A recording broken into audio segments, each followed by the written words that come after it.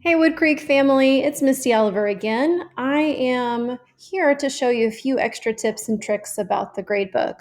So, towards the end of the first 9 weeks, you'll start to find that you have lots and lots of columns with lots of grades, and it can be cumbersome to try and look through and say, oh, who hasn't turned this in? What have I missed? So, there are some little tips and tricks to do that.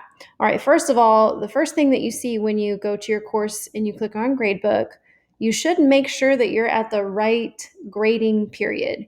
I'm just in a sandbox of mine, an old sandbox, so I don't have those, but you'll see first, second, and third 9 weeks. Make sure you're on the right grading period.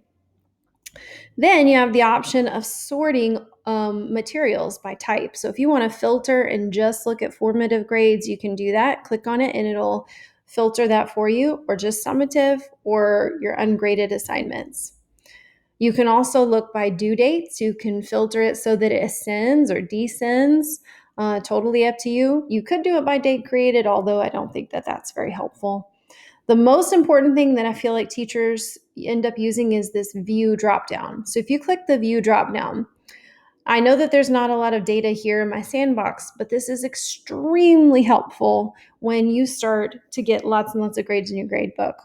So the most important thing I believe is helpful is if you see some students who need grading, like they've turned things in late, past due items that have no grades. I used this a lot last year. You can click on needs grading, and if there's someone who hasn't yet turned in something, or they have turned it and I just missed it, it will highlight that cell so that I can see it very quickly. Oh, I missed Sonia's assignment that she turned in. I need to grade that right now.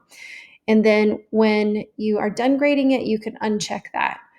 Or if you want to do a quick view and see who has not submitted that final project, who am I missing, you can click on not submitted. And again, it will highlight the cell where those students have not submitted those assignments.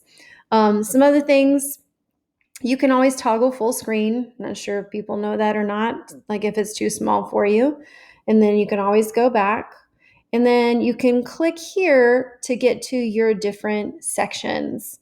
Another good place to go to is right here. You can click the section itself.